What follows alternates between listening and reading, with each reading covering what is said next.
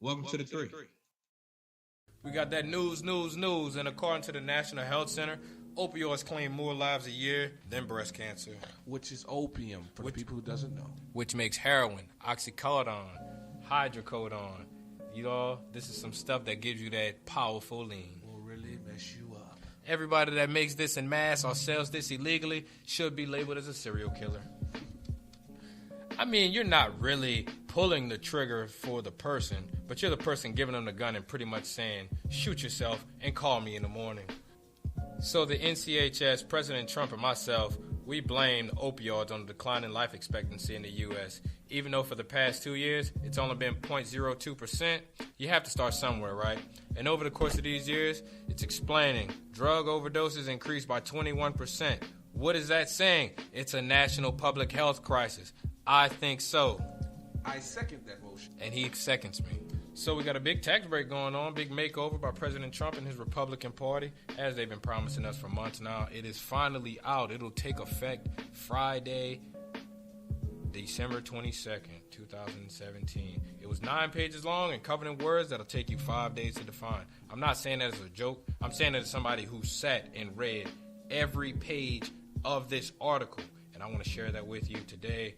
Give it to the American people. So no worries, fam. Marlon Mack is on the case. Here are some takeaways I got for you. So America, I hope you like that, because guess what? We're about to get more of it. We're 20 trillion right now, and it's not going anywhere. It's just going to increase. That's my opinion. That's what I'm saying. If you think you owe right now, trust me, you're going to owe a little bit more. But don't worry. Republicans got your back, right? But you see, as American citizens, when you owe the IRS $100, they garnish your paychecks. Pay your bills, America. Pay your bills. So as everyone has heard in social media and on their news outlet, wherever you get your news from, corporations, yes, they are getting a big tax cut. They're getting $1 trillion. That's a lot of Fendi, right? So you rich people, y'all can continue doing y'all little dance because y'all favorite son, the Donald, he's always looking out for his peeps. You hedge fund managers and y'all private country clubs, y'all are safe. Keep your wives at the pool day drinking, and your kids, let them learn how to fence with no worries. Please, don't start sweating yet. All right, so the bigwigs at Goldman Sachs Bank, they've released a report on how well the American banks will benefit from this. The gang at Wells Fargo, y'all get a cool $3.7 billion. Bank of America, y'all take this $3.5 billion. Don't complain. Take it. It's yours. Citibank, y'all get $1.4 billion. Y'all love that. Take it.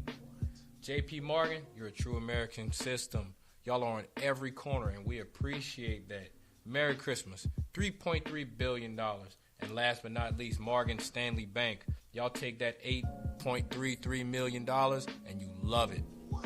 And that's just the banking system. So imagine what these retailers, these like global conglomerates are getting. Like for instance, I'm going to put Apple up for instance. They're getting $47 billion. I pray that they take that money and give some Americans jobs, because people are, they're kind of struggling in Detroit. You know, those cheap phones that y'all make, let some of those people get a job. That's just a brief outlook on how the rich keep getting richer and the poor, oh, you poor people, I'm sorry. But don't worry about it. The White House promises poor people won't have to pay more than they do now. But there are a few specifics in that plan so far to ensure that. I mean, let's face it, it's already expensive to be poor in this country. Think about it. Do the numbers. And our American president, he is a businessman. Business first, business second. People are somewhere in that list between 1 and 100, I'm not sure. But you could always say small and large businesses, you get that tax cut you were promised. You know, he promised y'all that. He always said, you know, I'm going to take care of the business people, business first. We got y'all. Do something useful with that money. Invest in education. America should have a 0% illiteracy rate right now. Where are we on that poll? The reason why I keep asking questions and I'm not giving you answers is because I actually want you to go and look it up and then tell me back. So with like the information that I got, like I'm really not sure who profits more, who gets the biggest break, the rich or the middle class. But I know Congress has more work to do, more numbers to punch. But I do know you will pay less taxes than before until like the projected year is 2026. So the promise of the Trump administration is to get the economy growing again. I mean, who cares about global warming and the working poor? Who cares about their health care, right? But hey, at least it's not mandated for everyone to have the equal insurance, right? And that's the game plan for all conservative Republicans, is to save money by any means necessary. So in other news, California is still burning. Shout out to LA. Shout out to the Frisco Bay. Puerto Ricans are still Americans. They're thirsty. They're without a stable electricity. Let's help them out. Apple is admitting to slowing down older phones, and we are doing nothing about it. Yeah, they're getting sued a little bit, but the money that they're gonna give out is nothing compared to what they make annually. You should make them suffer for it. I'm just saying. And I always want to end on a good note because, you know, who wants to talk about bad all the time? It's easier to smile. You use less muscles, right? So kudos to black citizens of Alabama, man. Y'all rocked the vote so hard. Y'all didn't allow alleged sexual predator Roy Moore to stay in office. So proud of y'all, man. And that's the Daily News with Marlo Mack. What's going on, everybody? It's your boy Marlo Mack. Welcome to Live from the 3. As always, I got my co-host Bama Dre with me. Bama. And we got a special guest live from the 3. We got Beanie Bang, everybody. Bang is right here. What's going on, Beanie? What it do, big bro? Straight from the 3. Yeah, you know I am a 3, man. I'm just a pleasure to be kicking with y'all. And I appreciate you accepting my invitation. Definitely. The first musical artist that we have on here. Yeah, definitely. And my favorite in the Lafayette area. Yeah. But you know, we bigger than the area, but we can just leave that for another show. We definitely will. We definitely will. So today, y'all, the episode will be about where does your faith lie? We're going to talk about religion. We're going to talk about sex. We're going to talk about social media and everything that goes about that. And politics. We're always going to talk about politics. Politics. My man right here, he has a strong view of the government, and I'm going to put that to the test. I'm not going to give him too much, man. Not too much? No, I'm not going to give him too much. I don't want to put a bullseye on my back. I understand that. Hey, they always say Big Brother is watching. Definitely. So, Beanie Man, I just want to jump right into the interview. How you feeling today? Man, I'm blessed, man. Slowly maintaining. That's good, man. That's good. You just dropped something new? Yeah. I just dropped an EP, you know, got a blast. It's just a little EP, just to put something out there right now. But I'm going to drop again probably next month, mid-January, Martin Luther King Day or something. All right, man. So, hey, everybody be on the lookout for that, man. Martin Luther King Day. Beanie Bang, Got a Blast, Takeoff EP right now on that bit. And you heard it here first on Live from the 3. Definitely an exclusive. Bangs _Lightyear 1008 on SoundCloud. Beanie Bang on YouTube. That's awesome. So, Dre, you can go ahead and leave with the first question. Man, what's going on, B? You know, I'm chilling, bro. All right, man. What is your musical background? Well, I kind of, music is in my DNA, so to speak. You know what I'm saying? I inherited from my dad and my uncles and my aunt. They were a group. They used to break dancing. Yeah, they were B-boys. Huh? Yeah, in the beginning. So they were in the era when it all started. So I inherited from them for the most part. Yeah, so that's a heavy influence on your life. That, well, you know, it's in the DNA. I didn't, you know, it wasn't forced. It was kind of discovered. Right. You know, in the search of knowledge yourself. You know. Oh yeah, that's awesome. That's definitely what we want to hear. Definitely. Especially, you know, from a fan's perspective, you know, they always want to say, well, you know, did he have to, you know, create a different person, a personality, you know, or is this truly who he is? Yeah, it's more so not. It's more than create. It's like looking inside yourself and find a better version of yourself, and in an easier way to express it. Okay, you're definitely expressive in your music. Yeah, definitely. I mean, I feel like I know your life. Right, I'm really living it. To it. Yeah, I'm really living it. Okay, and that's awesome. That's awesome. So, this platform that you're trying to create with your music, like who are you rapping for? I'm rapping for my people. I feel like I'm Moses with a microphone. Yeah. You know? Okay. Like Moses with the staff, except the mic in my hand. Yeah. And you know what I'm saying? Yeah, but for the most part, it's just like an upward climb because I have to ascend from where I'm at and where I'm seeing every day in society. So for right now, I'm just giving you what I'm seeing and what's going on day to day in my reality or in our reality because it's the same thing. Right. And pretty much in the 3, man, it's Lafayette area, man. What you seeing right now? Oh man, you know what's going on, man. You know. Yeah. You know, I don't want to just feed into anything negative, but you know what's going on, for the most part. But so there'll be no speaking of violence, no gun playing, no. Nah, I don't come here to talk about that. I don't want to talk about any of that. No drugs. It's enough of that. Yeah, it's enough. It's enough of that. And I feel like when I get on this podcast and speak, like I have a voice, so people are gonna be listening to that. So they will not be indulging in any violent, activity or any drugs or anything negative of that sort, because we're on a positive platform today. Right. So tell me about this, man. I mean, it's not negative, no matter how you look at it. Right. You are very outspoken about the government. Definitely. And I said I was gonna push it. Right. So I actually gotta ask you about that, man. Like, what is your perspective on the government? What's your side? Well, I'm me personally. I'm not gonna downplay it or whatever. But you see what sits in front of you. I get judged for my imagery. And what? Yeah, I'm targeted. I'm a king. And at the same time, the more I know, the more I owe. So I remember when I said on the introduction that I was not gonna say too much because I don't have a target on my back. But the more I know, the more I owe. So at the same time, I'm a victim of the government. Okay. So to speak, if you could say it like that, I'm a victim. The government has done nothing but to me or for me to inflict pain. Okay. And that's strong words. And you know what? Like you said, we leave it at that. Right. And I'm gonna push on to the next one. Okay, now, do you see yourself collaborating with anybody soon, or do you plan on in the area collaborating? I don't really focus on that really. I see myself collaborating with the artists that I listen to on a bigger pedestal, or should I say a mainstream? Okay. More what I aspire to be. So would you like to let this artist know who you're looking for? No one in particular. Just anybody that yeah, flow. Because at the same, I want when they hear me, I expect the same respect. I want it to be mutual. I want them when they hear me to be like, I want him. Right. So I know the artists, but I'm gonna keep them on the raps. That's who I want to work with. Okay, well, and I want them to feel the same way I feel about them. All right, and that works, man. That works. So like trying to get to a bigger venue is what I'm hearing. Definitely. Well, definitely. That's what that's what you do it for. Right. So you don't plan on staying. I know you never hear. Yeah, right.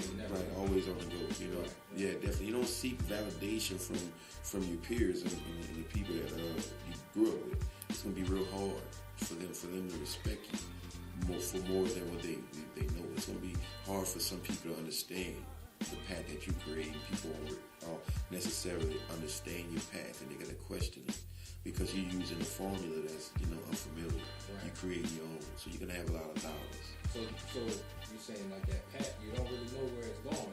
I definitely know where it's headed. You know? I know where it's headed. Yeah, okay. Definitely. I'm the master of my manifestations. I'm the master of my path. I'm the master of my craft. Right. You have to have a vision for it. You have to see yourself. When I started this, I didn't see myself staying in one spot. I started, with the vision of as if I was, a platinum selling artist, or as if I, was a millionaire, sort of say. So staying as, right now you're a rap artist, but this is not the goal. Rap artist is a term that I can't let you put me in a box. Okay. So, artist. I say more of an artist, because I'm going to branch out and I'm going to create more a platform for myself, but it won't be like a rap artist. That's a skill that I'm using, but I don't think that's necessarily the only thing that I am. Right. So explain. Explain a bit more. I know you write your own. Right. And so that's also a writer. You also have a hand in your own producer. Definitely, right. And I own everything that I do. I own my company, my record label, everything. And the record label, Astronaut. Right. So all those things you just said, that just, you just enlightened me about myself. That kind of makes you a CEO. I'm glorifying definitely. you. Yeah, definitely. And I don't even know. Right. I don't even, you making me look inside myself a little, deep, because I'm just doing what I'm supposed to do. I don't do it for gratification or, to be lifted up. I do it because that's what I need to be doing. Okay, I like that. Definitely. So one more time, Beanie, I just gotta appreciate you, man, for being the first artist to ever come on live from the 3. Appreciate you. Blessing us, man. We really appreciate it. Appreciate you. Yo, man. Appreciate y'all. So where can the people find you at, man? Where can they follow you at on, Instagram? Instagram, Twitter. Man, Instagram, that's one of my favorite places. Instagram, Rax, with a Z, _ Rollerbands, with a Z. Twitter, Beanie _Bang, Mr. Riddle. YouTube, Beanie Bang, and whatever. And if you seek, you should find me. Right. And we got that new album on SoundCloud. Yeah, definitely new album on SoundCloud and the Epiphany. Got a blast along with a host of other projects I've put together, man. You can overlook or you can look past, but you're going to have to see me. All right, then, man. And one more time, man. We appreciate Beanie coming through the thing, man. Make sure y'all go check that out. Live from the 3. I love this, man. Oh, me too, man. Welcome back to the 3. All right, so we're just gonna jump into the topic of where does your religion lie? Where does your faith lie? Yes. So guys, I have to ask y'all, what are your views on religion? All right, man. Look, I'm gonna go ahead and give you my honest opinion. On sugarcoat. We talking religion or we talking the church? We talking. I don't know how you feel, but you were just saying that. Myself, I do pray to God. But I don't go to church, and I'm gonna give you my reason why. I know, man. I ask you what every Sunday. Every Sunday, and I give you no, and I'm gonna tell you why. Go ahead. You are the church. Because that's some of the fakest people I ever met in my life. Hypocritical. They're very hypocritical. Very judgmental. They are not really the same people they are in that church. So we saying they have people in Lafayette. Oh, in the world. In the world, like Saturday. Nighttime, Sunday, Monday, Tuesday, Wednesday, Thursday, Friday, Saturday, Sunday nights. Yeah. So straight from the church to Simcoe. The nights, Simcoe, or whatever the device is. Simcoe, the casino, prostitution, drug addictions. I actually know a preacher in Lafayette that's. Several deacons and and what ushers and whatnot, several people and members of the church, that indulge in extracurricular negative activity. Right. Shall we say? So you feel that religion and the church, do they have a role, like a strong impact in our community? They have a strong impact on control. Shall you say? Because it's a control. Yeah. It's a tool used to control your decisions. Kind of like. Don't get this car because it's not going to be approved by the church. Don't live this way because it's not going to be approved by the church. So pretty Don't much speak this way. What the church says is law, and you have to follow. It's almost a false representation of the God Almighty, the Most High, the superior being. It's a false representation, right? And which we know, though the church itself is only a building. Right. Yeah. I am the temple. I am the church. I am inside my home. You know what I'm saying? You at church at home. You know what I'm saying? Definitely. Pray. And we're not talking to church TD Jakes on TV. Oh, none of those guys. We don't do the paganists. We don't do any of that. So no Creflo Dollars around? No, none of that. Which I find is funny. I like the Creflo Dollar because he just tell you what he about in his name. That man said Creflo Dollar is his name. I'm with the Flo Dollar part. That man said the church should buy him a jet. Did y'all hear about that? Oh, the church should buy him a jet. The church bought him a jet. Man, this man is a rich preacher. They bought him a jet. He got his jet. Look, why the hell would he be a rich preacher? Man, the church should buy us things. You know what I'm saying? For all that, because the religion is like number one on what would you call that? Like religion. Sources of income. It's like religion isn't religion over like medication or like healthcare. The Catholic Church actually has ties. Religion makes billions. Yes. So it's like you have to believe in something. Okay. That believing in something just makes someone else's rich and makes someone else rich. So has the perception, like the vision of the church from the day that I was born, religion and our religion, we're all Christian. We're talking about the Christian faith as of right now. Has it changed as time moved? Yeah, definitely changed. Oh yeah. Okay. Very much a lot, cause that was. Yeah, my perception of it has definitely changed. I mean, I became enlightened. I became older. I've learned to question what I think I know. Because that's what intelligence is. That's what I heard from one of my favorite artists. It's not my favorite artist, one of the kid. He says, intelligence is not what you think you know or thinking you know everything. It's questioning what you think you know. Okay, so Dre, what you feel has changed?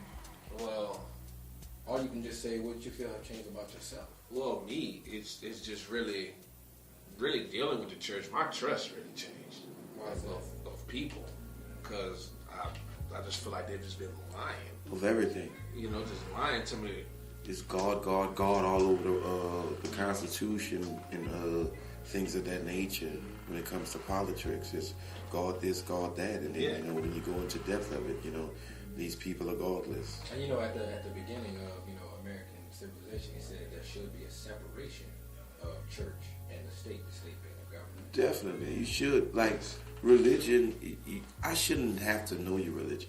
Whatever you do in your house, whatever you praise or home in your shelter, that's what you should be doing. So I'm gonna throw this out there. Did y'all know Alabama Senate campaign, Roy Moore? He said that Muslims should not be able to run for a public office. Why not? How do y'all feel about that? Because he said this is what he said. I feel like that's propaganda. It's crazy. It's false, right? Right? Yeah. It's just filtering a certain people or persons from not being able to get in a certain position for whatever political reasons. He doesn't agree with the views with someone of what should I say? Of black skin. Yes, you can say definitely black skin and of a different religion outside of Christianity. He just can't relate with these people. So what do you think about? He also had speak about homosexuality.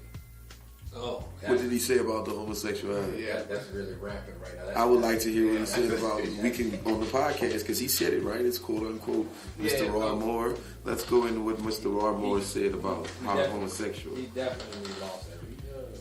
He pretty much said that homosexuality is pretty much a sickness that's spreading. Right, I can agree. Mr. Roy Moore sound like you said one thing right at least. Okay, I did not say that, ladies and gentlemen. Yes, I said that. I said it sounded like he said at least one thing right, because once it became okay to be on TV as a homosexual and to see a man kiss another man and things of that nature.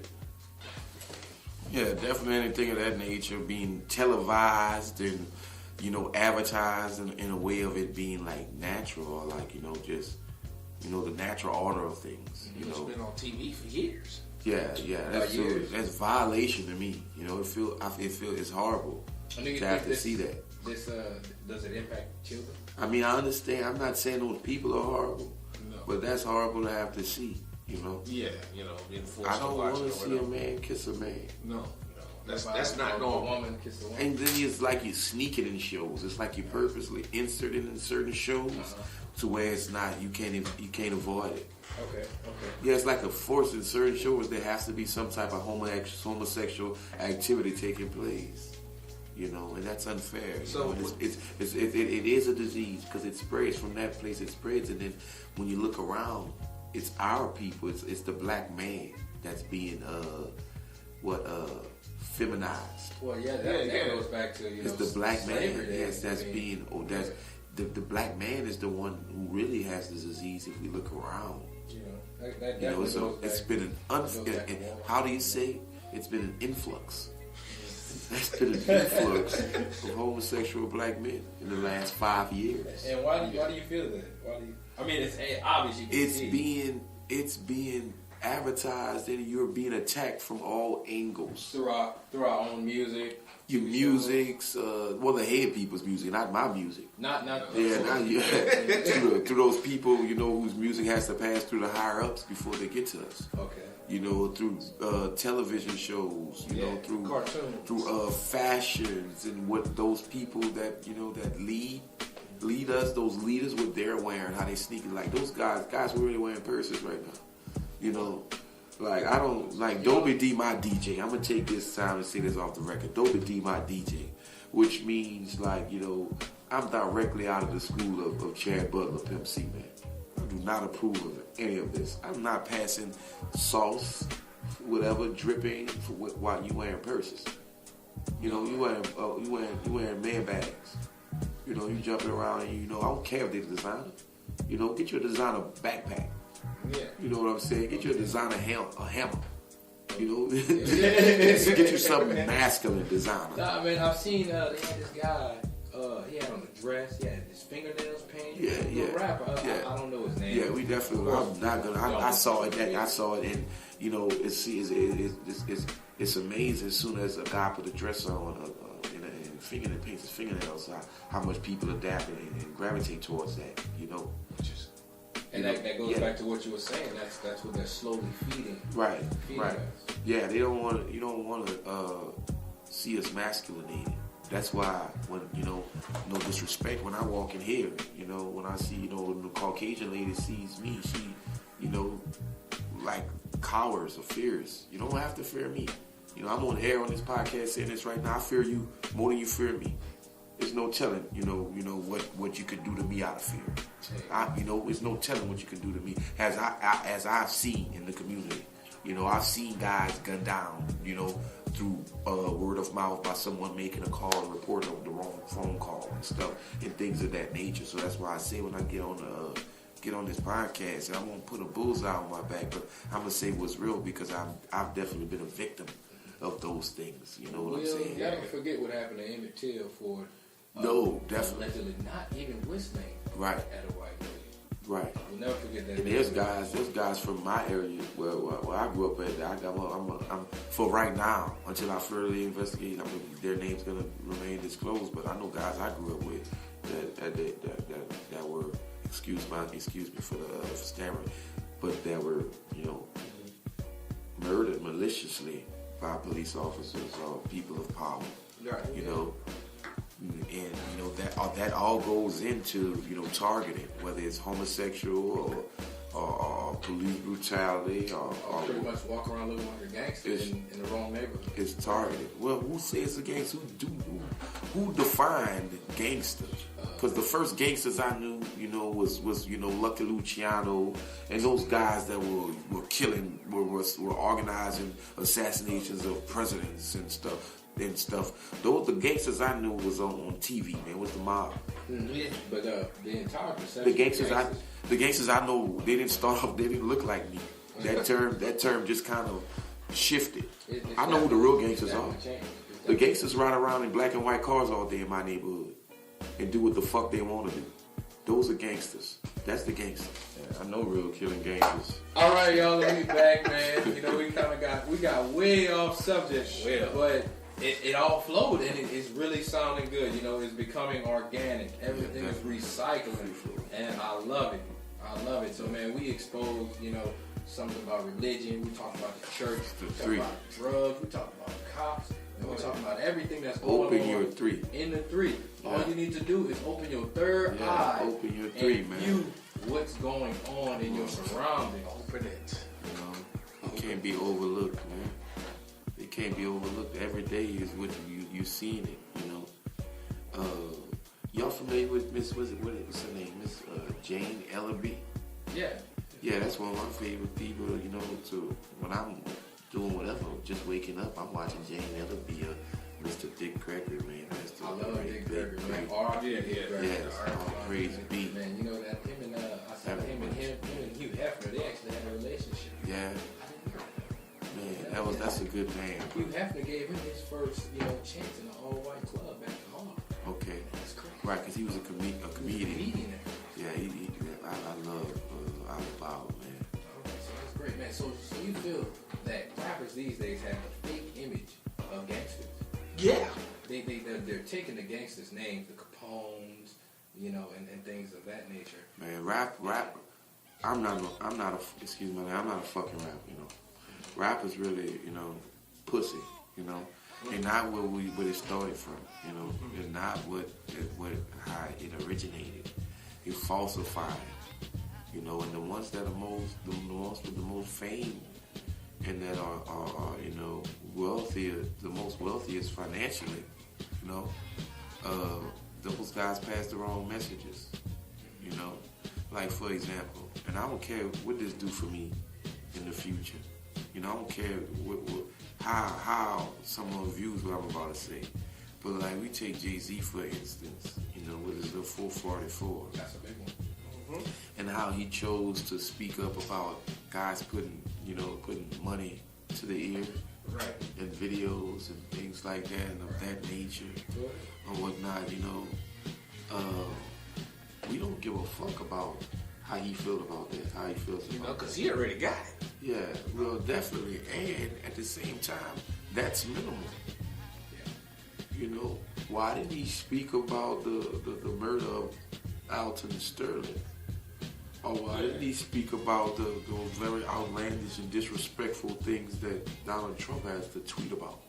That would hurt his pockets. Yes, but that's more of someone that would represent me. That's what they would do. Yes. Someone that represented us. That's what they would do. They wouldn't get on their highly acclaimed album and speak and what criticize us, should I say, and act as if you're uplifting us. That's no upliftment. That's not an uplift. Credit and all the fuck shit about banking and whatever he decided to speak about. And that's exactly what I was telling people about that song, I'm Not Racist. That was all about stereotypes. Right. And what he did was, promote them. Yeah. He ended up hugging the white guy at the end of the... Don't listen to that dude, man. I said, man, what is this? I said, you're pretty much accepting what he's giving you. I'm more of the older work, and I can't pass. I'm sorry to cut you off about that. No, you're all right. I'm more of the old. I like the older work that he done, and good. I can't pass good music. Mm-hmm. So if he made a good song, I heard it's a good song. But all this bullshit, I ain't heard that. I've never listened. Yeah, I only heard, and I'm gonna be real. I only heard the putting the money in the ear and all this fuck shit. I only heard that because on the video he had the insert of Level. With the Level, the guy from Bad News dancing to the Level music. Yeah, that's the only thing I gave a fuck about. That's the only why I heard the song. Because he appeared to be making fun of the way our culture dances and celebrates, down here in Louisiana. Because he had the Level music playing, so he was making fun of us. So pretty much you think he was doing a mockery, like look a monkey nigga. A direct diss to the side. Yeah, like look a monkey nigga, and therefore, and my forefathers ain't fuck with him anyway. All right. You know what I'm saying? I don't care about none of this, because I don't look for no validation from him or any of them to solidify my future. Okay, and I like that. I don't say let me not say this because what if I'm off for the deal? But fuck all that, If you want to fuck with me, you're going to fuck with me. Excuse my language. You're going to do it regardless. Right. That should make you. This right here, what I'm saying. Yeah, that's this right here, what I'm saying. It should, I'm genuine, But I do have a filter. Okay. Yeah. And we do appreciate that. We do have, a very mixed crowd. Right. From the through, but we do appreciate all our crowd. Yeah, excuse the vulgar language. I apologize, for the people from the church.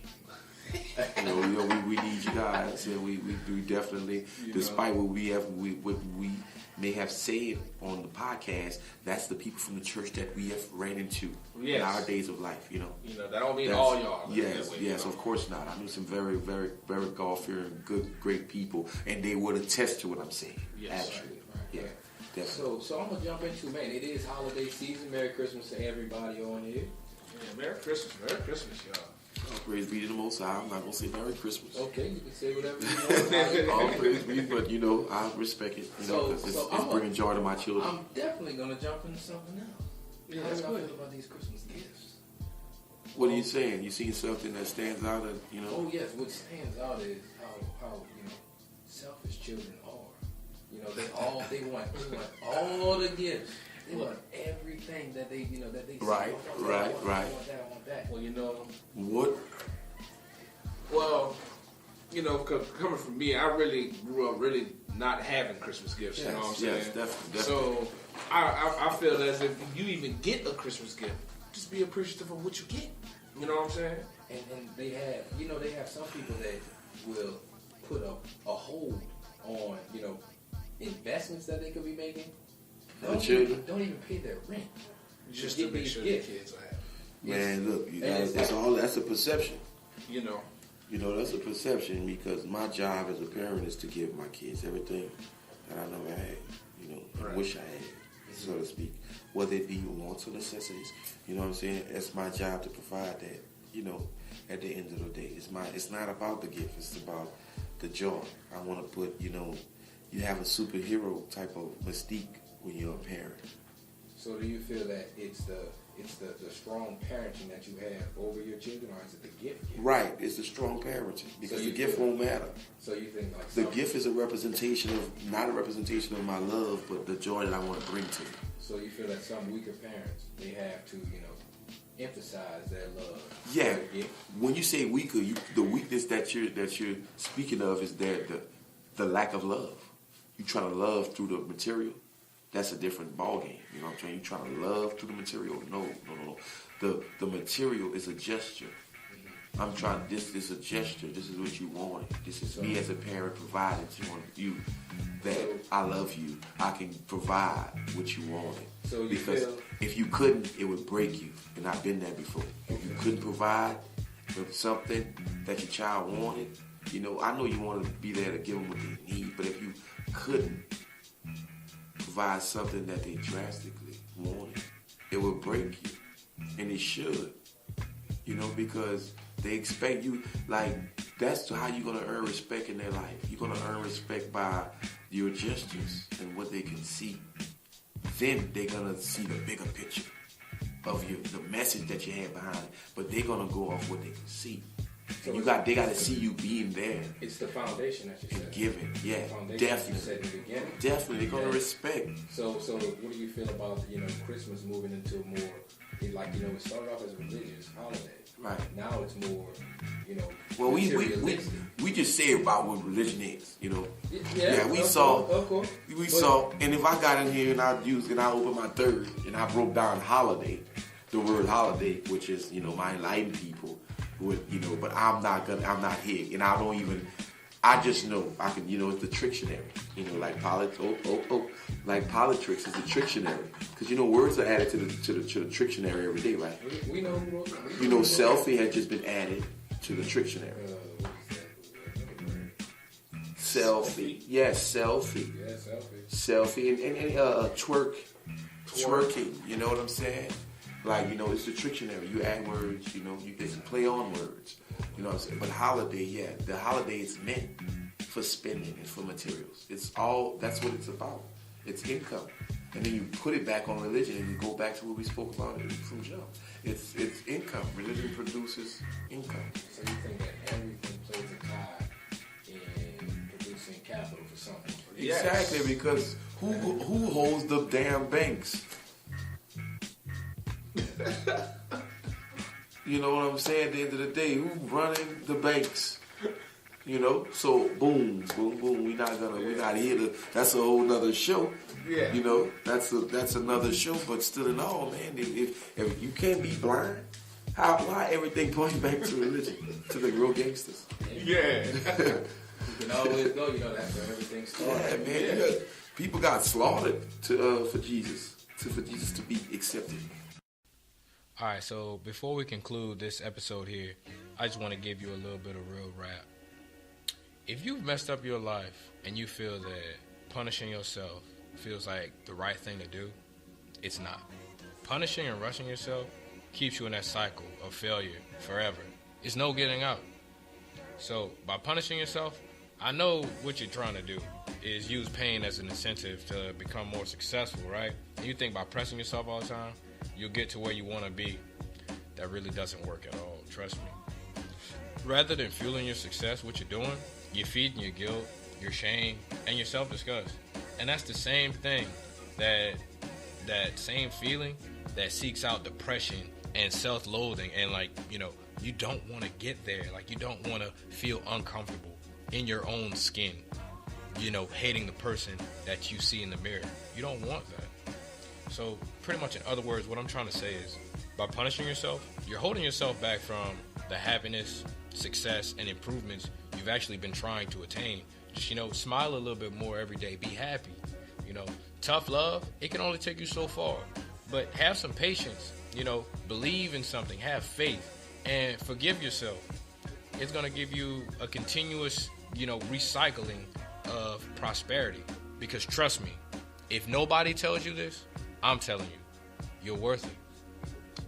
In the Bible, the book of Ephesians, 2nd verse, 10th chapter, it says, For we are created in Christ Jesus to do good works, which God prepared in advance for us to do. So, like, what I'm getting from that is everything in society teaches us to use our talents for ourselves and make a lot of money, retire, be comfortable, and die. That's what we believe to be our dreams. That's not what God wants for us. Deep down, we know we were made for more than being, financially wealthy. That's only the beginning for what was set out for us. That God wanted us to be financially wealthy, yes, but that's not it. Like, we know instinctively that there is a bigger purpose for us in life. We choose to tiptoe around what's ours and take something lesser. Like, we're scared instead of reaching out and grabbing your trophy like it's yours. Take it. Like, we settle for third runner-up. Like that's a real thing. Third, second, first runner-up. Like, man, you're losing. If Ricky Bobby, if you're not a winner, if you're not in first place, you're last. If you're not in first place, you're last. Yeah, we'll go with that. We cover our destiny with the fear of failure. Like, you're so scared to fail that you don't even attempt to go out there and win. But, it's still there. Your destiny it's waiting for you. It's waiting for us. I keep saying you as in, like, I'm not in the human race. Like, I'm not trying to get there as well. That's a mistake. I'm sorry. Like, we all have that desire to make a difference, to be better than, someone with money. Not saying that money makes you a bad person, but, if that's all you have, then, who are you and what are you doing? You're not helping out your community. You're not helping out your family and friends, and you're definitely not building a nation, making America great again. You're just keeping your money. We need to start inspiring each other and giving others, like, the next generation, the generation under me and the generation under that, hope for a brighter tomorrow. Making it a little easier for them than we had it. That's what every generation should be doing. Let's make it easier for the people that has to come up under us. Let's actually teach them something. If I know something, why not help out that young person that I think is great or that I think actually want to learn something? Even if they don't, give them a chance to do it. Establish a powerful generation that will, develop the community that you'll live in, and the world. Help them. We have to help each other. We cannot be selfish. We have to be selfless. Live outside of yourself.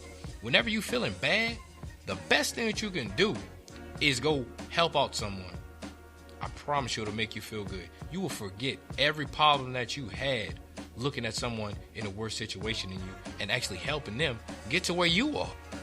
Like, some people, including myself, like, I take for granted how good my life actually is. I have food. I have water. I can wear multiple outfits each day. I have both of my parents. I have my siblings. I have nieces and nephews and my children. I can see them whenever I want. That is a privilege that some people do not have. And we just have to be thankful for that.